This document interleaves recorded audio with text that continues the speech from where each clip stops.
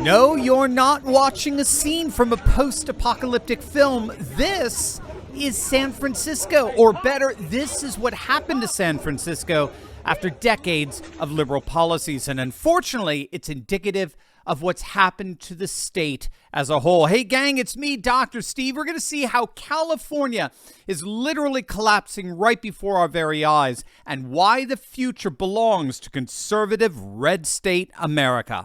The department store chain Nordstrom's has announced that they are officially closing both of their downtown San Francisco stores, citing the fact that the, quote, dynamics of downtown San Francisco market have changed dramatically over the past several years, which is a sanitized way of saying that San Francisco has turned into an utter shithole.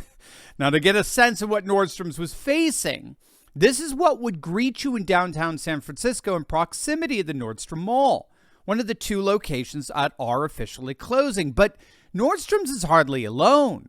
The San Francisco Standard is reporting that upwards of 17 retailers have shut their stores in San Francisco's Union Square since conditions began to implode back in 2020.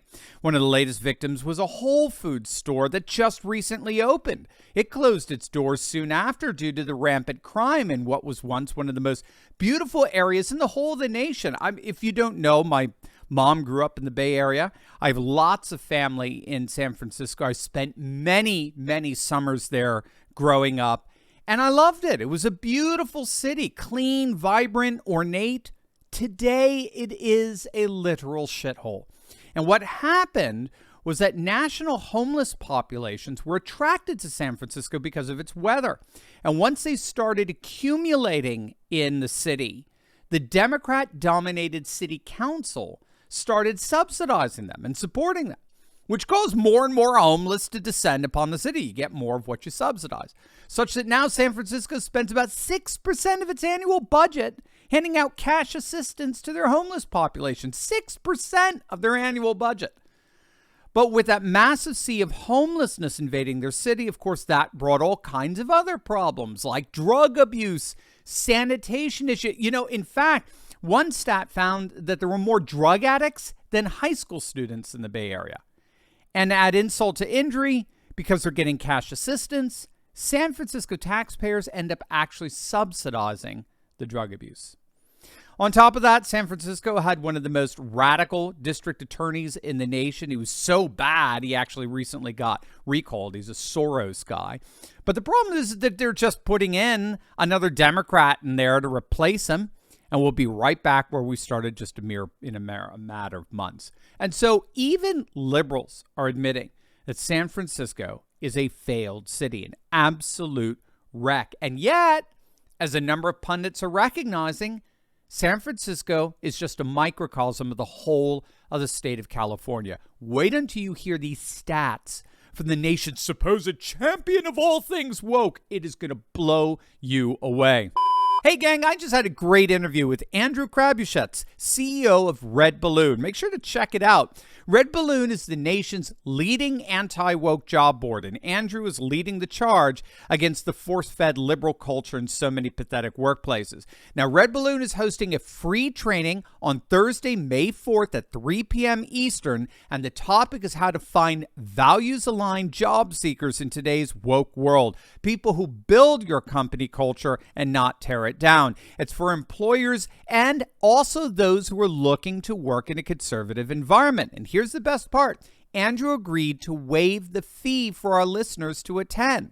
So it's a $250 value, absolutely free for each and every one of you. If you want to learn how you can keep the culture war out of your business, click on that link below and sign up for this free training. But seating is limited, so don't wait. Click on that link right now, and let's together build a patriot economy dedicated to faith, family, and freedom. Click on that link and check them out at redballoon.work. The state of California as a whole is collapsing because of the blatant liberal ineptitude of its leadership. While its politicians virtue signal their state as the epitome of woke equity and justice, the facts frankly embarrass such claims.